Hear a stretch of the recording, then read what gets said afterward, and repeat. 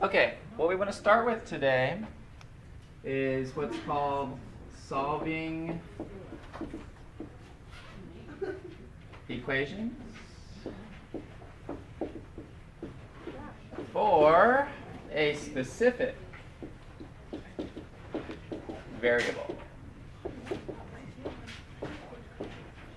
A lot of times with solving equations for a specific variable, you're looking at what's basically a formula, okay? So you'll have a formula.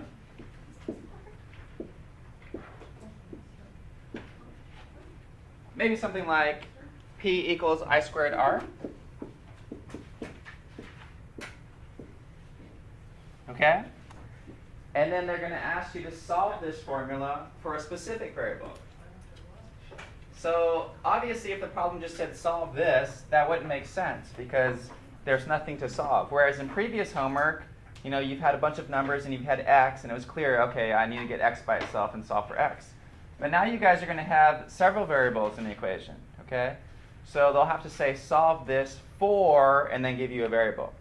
So solve this for r.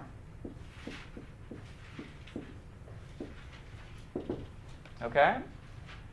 So the work and the way you go about it is identical to the previous sections that we've been working on. You just want to know that you're at the end when you have r equals and then whatever. Okay? So right now, if we examine what's happening to r is being multiplied by this I squared piece, right? And that's it. That's really happening to r. So if I want to undo that multiplication, I have to divide. Okay? So to get r by itself in this problem, I'm going to divide both sides by that I squared, and then you'll have r equals p divided by I squared, and then I'll be done. Okay? So that would be your steps. Divide both sides by I squared. I'll just kind of squeeze it in right here. And then you have r equals, now it's by itself, p divided by I squared. So again, I'm not finished until I have whatever variable they've asked me to solve for completely isolated by itself, r equals, and then whatever. Okay?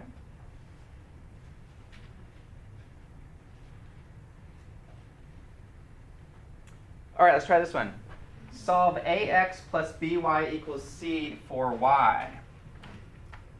So ax plus by equals c, and we want to solve it for y.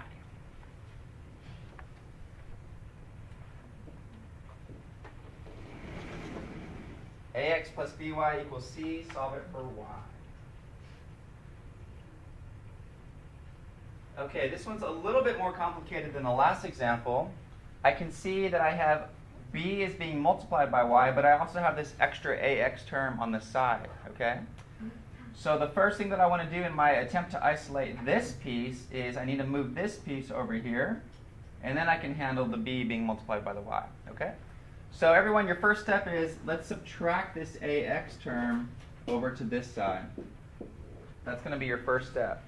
It's kind of, you know, I'm just doing everything I can to get that y term by itself first.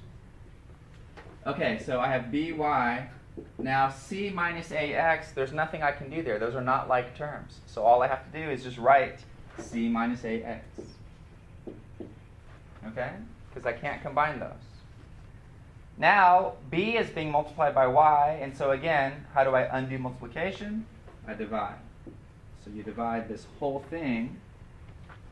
Divide the left side by b, divide the whole right side by b. And you're left with y equals c minus ax, all divided by b. Okay? And again, keep in mind your end goal is I want to get y completely by itself, and I want it to say y equals stuff without y. Okay?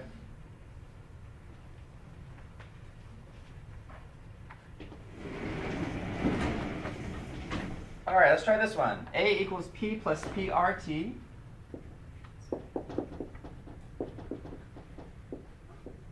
A equals p plus prt for r. Okay? Give that one a shot. P plus prt, and we're trying to get it r equals blah, blah, blah.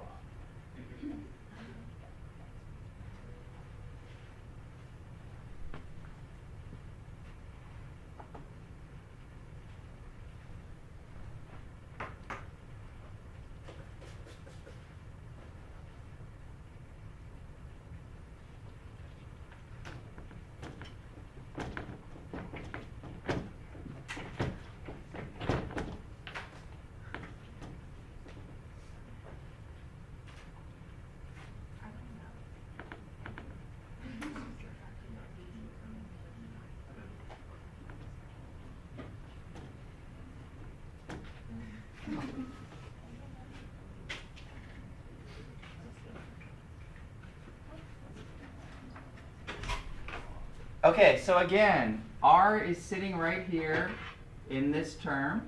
So I want to get that term by itself. This being added to p, let's move that over to this side. So your first step is you have a minus p equals PRT. Okay?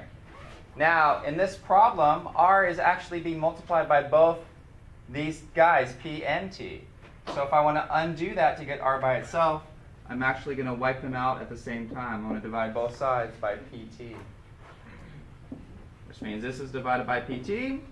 And finally, r equals a minus p all over pt.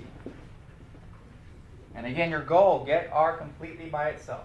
Yes, question? So you're allowed to do that? You can just get rid of pt like that? Yes.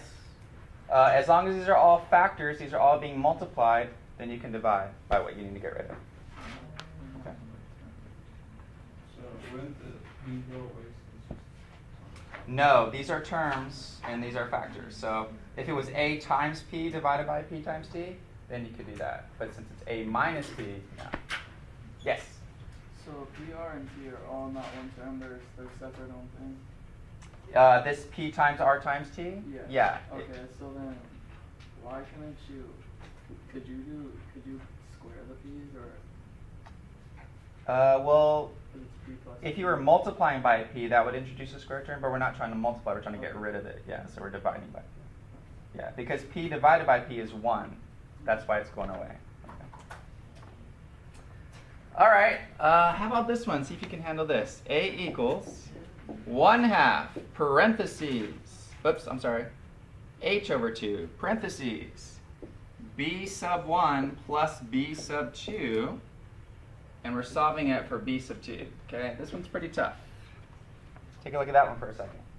A equals h over 2 parentheses b sub 1 plus b sub 2, and we're solving for b sub 2.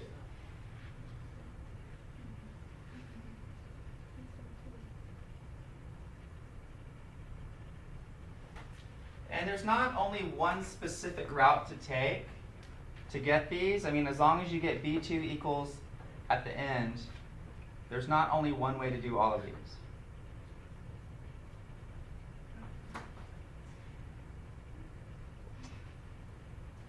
Okay, so I have a couple of options. Option number 1, I can use a distributive property and do h over 2 times b1 plus h over 2 times b2. Okay, that's one option.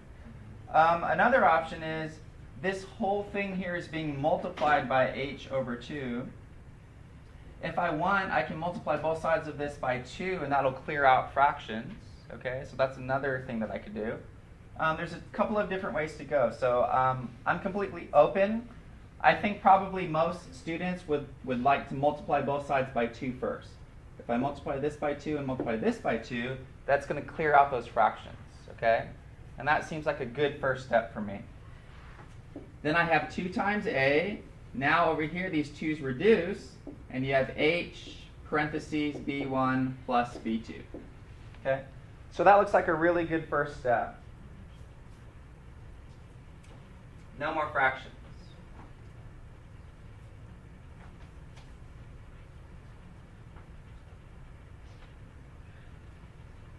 Okay, from here you have 2 choices. You could distribute the h, or you could divide both sides by h and then subtract b1. Okay? Either way, you're still going to get the same answer. So I'm going to do both methods. Let's distribute first and then get b2 by itself, and then we'll come back to that point and see what happens the other way. So I have h times b1 plus h times b2 distributing. Keep in mind our goal here is I just want this b2 guy by himself, okay? So now I'm going to subtract hb1 over. Subtract hb1 from both sides. And I have hb2 equals 2a minus hb1. Almost there. I want b2 by itself. Right now, b2 is being multiplied by h, and so how do I undo that h? What do I do? You divide it. Divide. Okay? So finally, I'm running out of room here, but I'm going to divide both sides by h. And your answer should look like b2 equals 2a minus hb1 all over h. Okay? 2a minus hb1 all over h.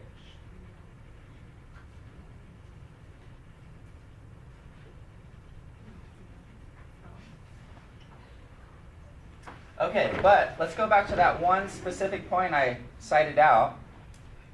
Let's say instead, if I'm at this point, 2a equals hb1 plus b2, let's say I divide both sides by h right here. Okay? If you divide both sides by h right there, you'll have 2a over h equals b1 plus b2. Okay? I'm trying to get b2 completely by itself, right? That's what we've been trying to solve for. So now if I want b2 by itself, it's almost by itself, I need to subtract b1. Okay? So I'm going to subtract b1 from both sides. And you're left with b2 equals 2a times h, 2a divided by h minus b1. Now the question is this guy here the same as this guy here? 2a over h minus b1, is that the same as 2a minus hb1 all over h? And the answer is yes, actually. Okay. When you have a fraction like this, where we have multiple terms on the top, remember we did this a couple sections ago, you can split this up into two fractions. So you have 2a over h minus hb1 over h. And what happens when I split it up into two fractions, this piece here, you have hb1 divided by h. These are all factors here, so I'm allowed to reduce those h's. Okay? So you have 2a over h minus b1, which is the same thing. All right? Multiple ways to go on this problem, but as long as you arrive at the same answer, the correct answer, you'll be fine.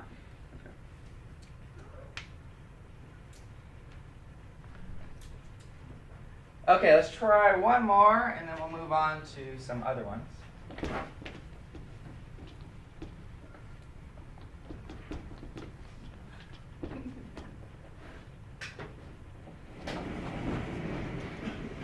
Try this one. D equals c minus s all over n. D equals c minus s all over n. And I'd like you to solve that for s. Try to get s completely by itself. S equals.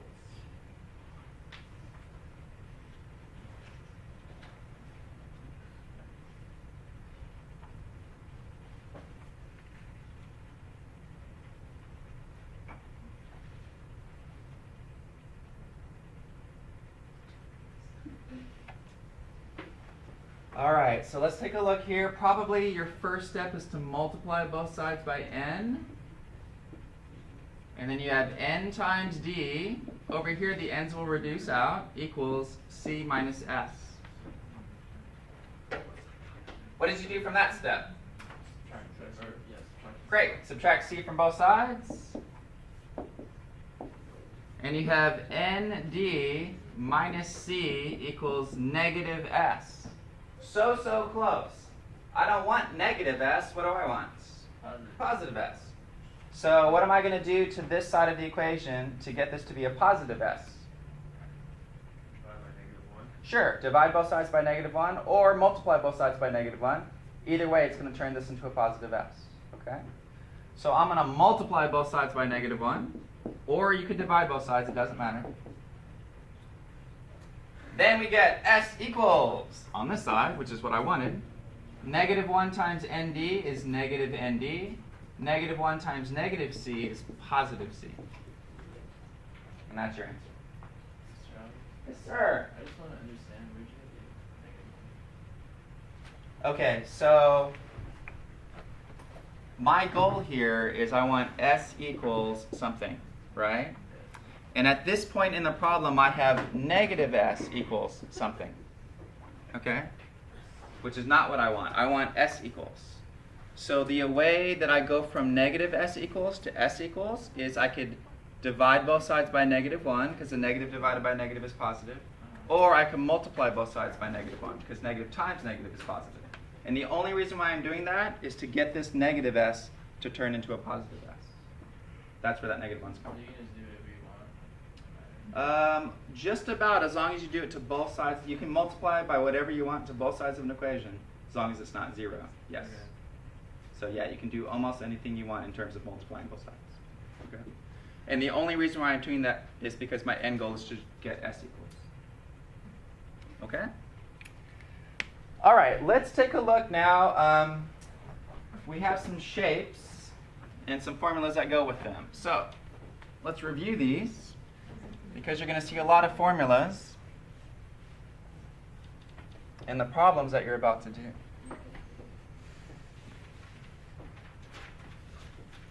Okay, let's start with the first one, a rectangle. So here's a rectangle. If this is the length and this is the width, the length is the longer side, the width is the shorter side. If it's a square, both the length and the width are the same size. But our formulas that go with this is we have a perimeter formula, and we have an area formula for a rectangle. Does anybody remember what the perimeter formula is, what that means? The perimeter is you're adding up all 4 sides of a rectangle, okay? So if we mark one side as the length and one side as the width, also, I mean, this is a terrible rectangle I've drawn, but this is also the same size on both of these. So your perimeter is the length plus the width plus the length plus the width, okay? You're adding up all 4 sides. So our shorthand notation is twice the length plus twice the width will give you your perimeter, okay? But don't memorize this formula, just memorize that you're adding up all the sides. That's what you want to memorize, okay? Your area for a rectangle, does anybody remember that formula? Area? Length times width, great. So it's just LW, length times width, okay? All right, a circle.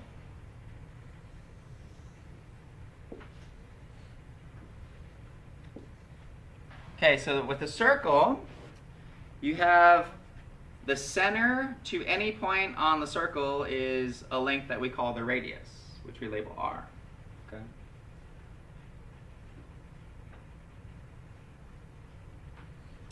So the perimeter of a circle has kind of a special name. We call it the circumference.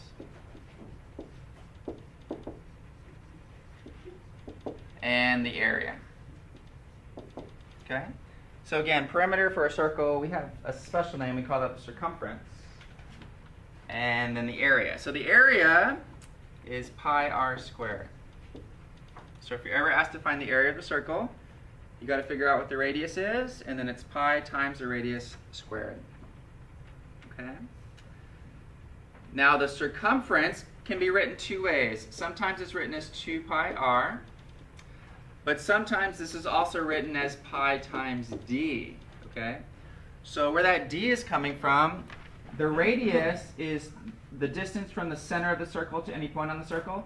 But if you do the whole distance, this entire, which is twice the radius, that's called d, which is the diameter.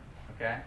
So the diameter is the same thing as twice the radius, and that's why this formula can be shortened instead of 2 pi r to just pi times d, the diameter of the circle. Okay? And the diameter, again, is from one point of the circle through the center to the other point of the circle. Straight line. Okay? Triangle. What do I need to know for a triangle? So if I just label this A, B, and C, the perimeter is A plus B plus C. Again, you're just adding the 3 sides. Perimeter, it's always just adding the sides. Okay? The area of a triangle is a little different. It's 1/2 base times height. Okay? So, let's be careful here. Let me draw a new triangle for this. So for this triangle, we want to know what the height is. So that's the height. And then this bottom area is the base, B. Okay? So the area of a triangle, you have to know the height of the triangle. It's 1/2 times the height, then times the base part, which is B. Okay? Also, another formula that we need to know for triangles is if I have this is x degrees, this is y degrees, and this is z degrees, the interior angles of a triangle add up to 180 degrees, okay? So that's another thing that you want to put in your notes. This angle plus this angle plus this angle adds up to 180 degrees. So x plus y plus z equals 180. Okay? Interior angles of a triangle. And then we can have a box. So let's draw a box, a rectangular box here.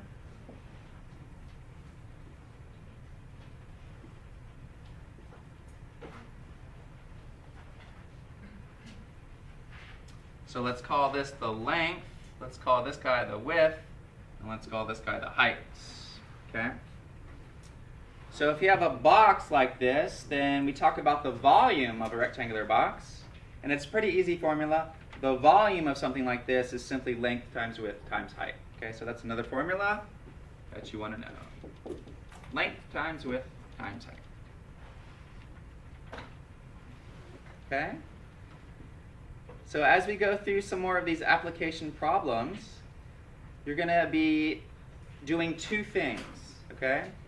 One, finding out these answers and doing what we had to do just a few minutes ago, solving for a particular variable, okay? And we'll do that combination here in just a second.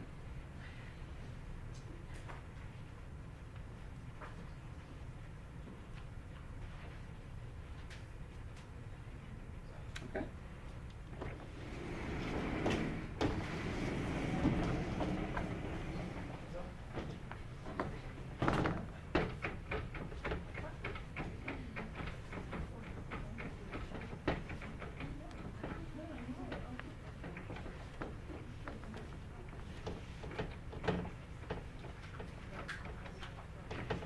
All right, let's look at some problems.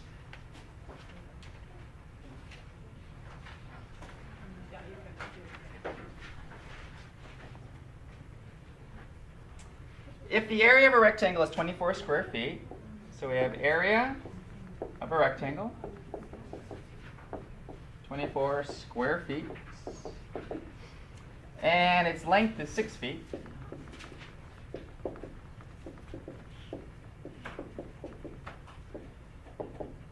Then what's the width?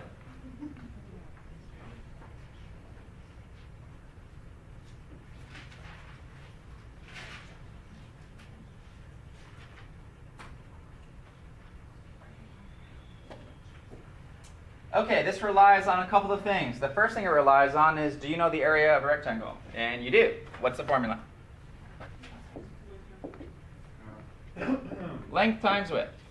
Okay? Now, what is given to me is the area and the length. What I need to figure out is the width.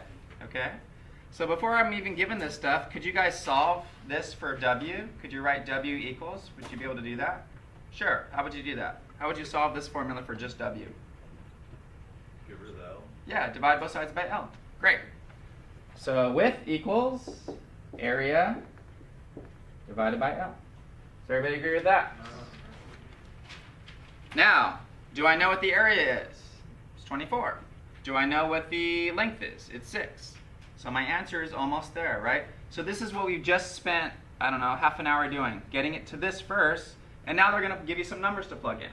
And so it's like one additional step, okay? The area is 24, great. The length is 6, great. So as long as I can figure out what 24 divided by 6 is, I'll know the answer. And what is it? 4. So my width is 4. And it is in units. It said feet, so put 4 feet. Okay? That's it. That's the type of problems that you guys are going to be doing. But, of course, it'll get a little bit harder. All right? So this is kind of the first tier, and then it slowly, progressively gets a little bit more difficult.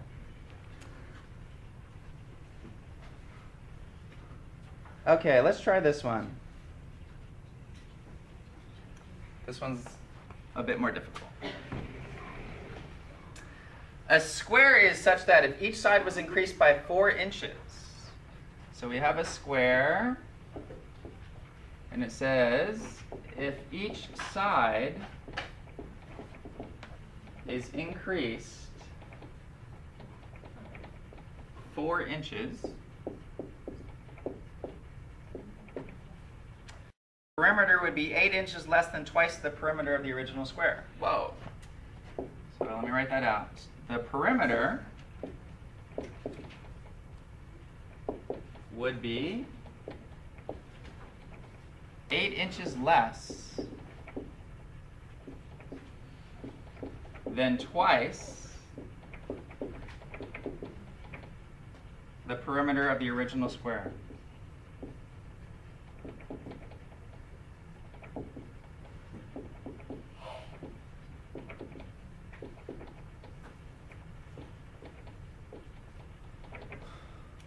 Find the length of the original square.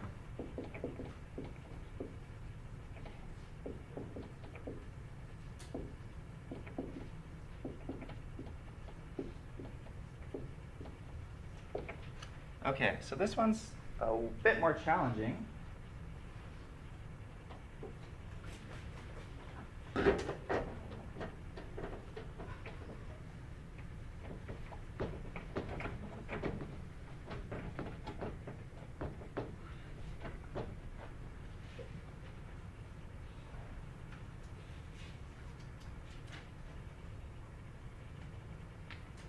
Okay, so let's try to draw a picture here. We have an original square. Okay? That's my best attempt at drawing a square. Let's label, with a square it's great because all the sides are the same length, right? So let's give it a variable. What variable do you want to use? Z. Great, sure, why not? Z, okay? So all of these are of length Z. It's my original square. Now it says if I increased each side by 4 inches, so now I'm going to have a new square. And this new square is, I've increased each side by 4 inches. Z plus 4, Z plus 4, Z plus 4. Okay? So I'm just trying to give my mind something to look at, right? So I have this original square. All the sides are variable. We picked Z. It's fine. And then we've added 4 inches to each side. So now they're all Z plus 4, Z plus 4, Z plus 4, Z plus 4. Great.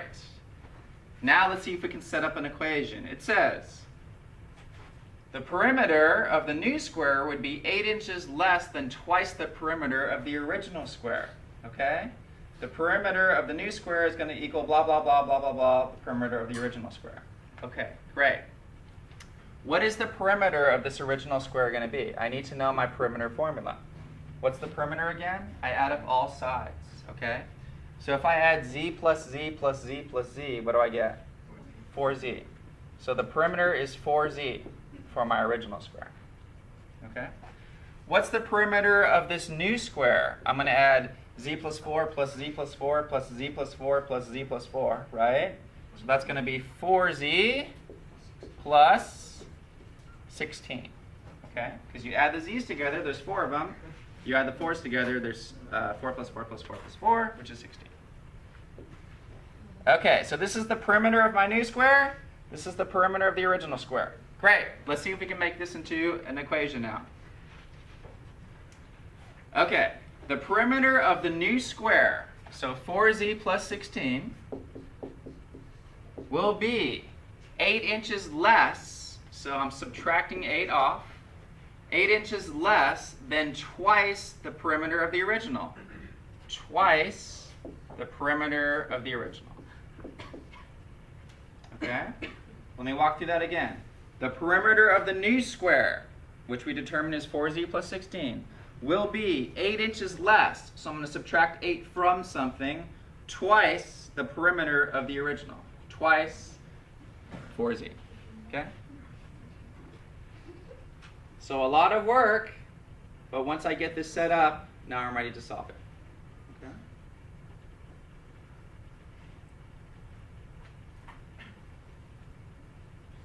All right, take a minute or two and just solve that. Get it Z equals.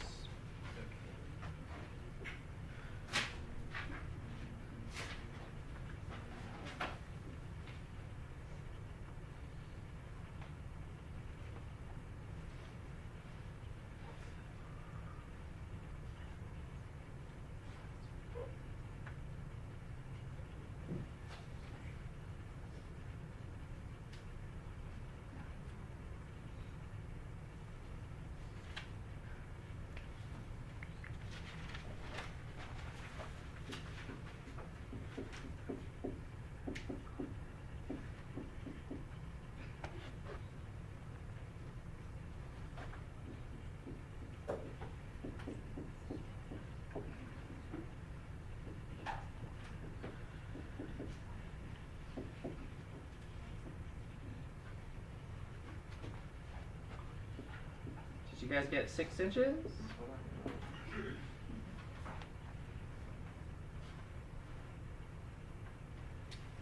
So the length of the side of the original square, 6 inches on each side. Okay.